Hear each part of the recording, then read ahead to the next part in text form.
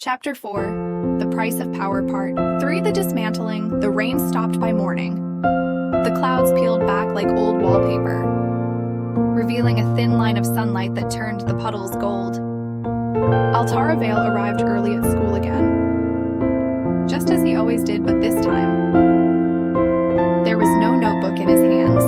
He stood at the edge of the playground and watched.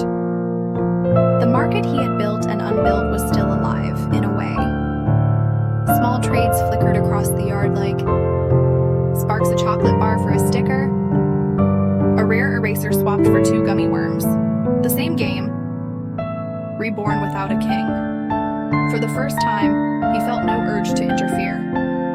He simply watched, breathing in the sound of laughter, the chaos, the imperfect rhythm of freedom. It was strange, the same sound that once signified disorder now felt like music. Thinking about starting another empire? Ivy's voice came from behind him. He turned, smiling faintly. No, I think I'm done with empires. She walked beside him, hands tucked into her jacket pockets. Good. One more, and I'd have to start a revolution. He chuckled. You'd make a good revolutionary. It'd make a better teacher, she said. And so would you. Altara tilted his head. Teacher? Yeah. You know, someone who helps people get smarter instead of richer. He laughed softly. The kind of laugh that comes from recognition, not humor. You make it sound so easy. It's not, she said, looking out toward the swings.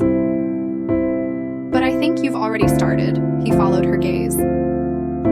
Near the basketball court, 2 younger kids were arguing over a candy trade. One of them, a boy with glasses, looked ready to cry.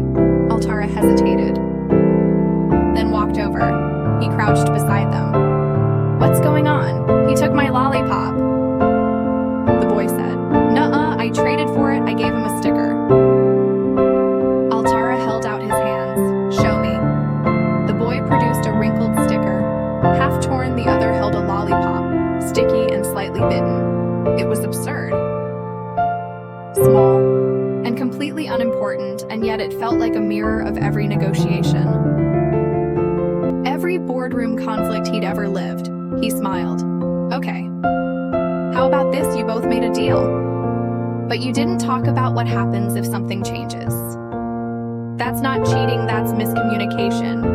The 2 blinked, uncertain. So, he continued, you can fight about it, or you can make a new deal. That works for both of you. They looked at each other, grumbling, then shrugged. Half? Fine. The lollipop split, the tears dried, and the world kept turning. Ivy, watching from a distance, grinned. See? Teaching. Altara sighed, but there was warmth in his eyes, maybe. By the end of the week, something new had taken root. Altara started gathering kids during recess, not for trades, but for lessons. They called it candy class.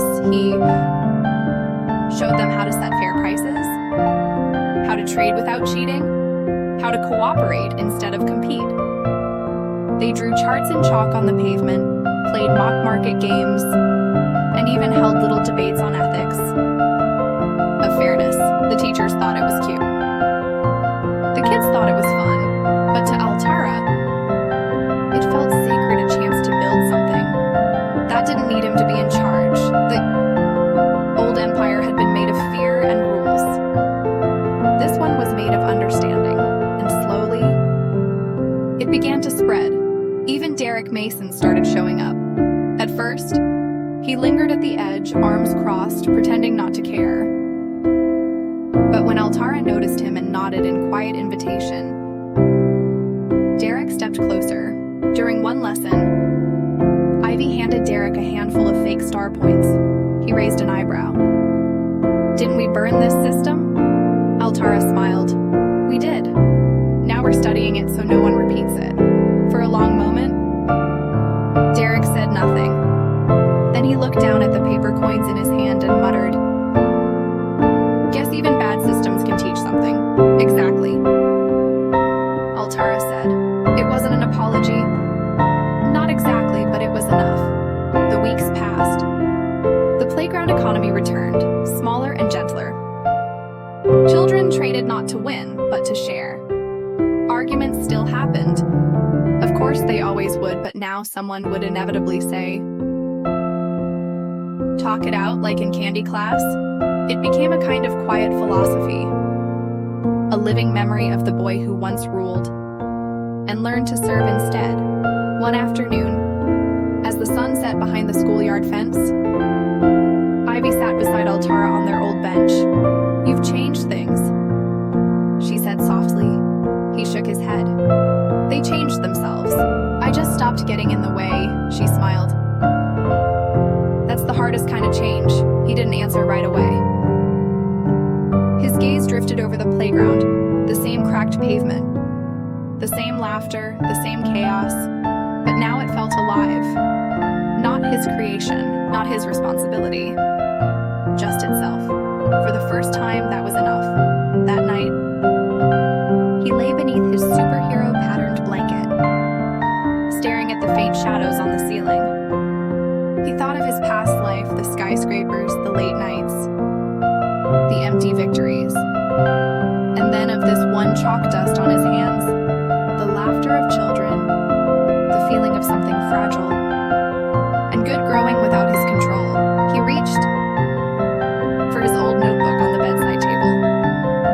Most of the pages were filled with numbers and charts, remnants of a mind that once measured everything in value. Now, he turned to a blank page and wrote a single line. "Power is not what you hold. It's what you choose to release." He smiled a quiet, tired smile and closed his eyes.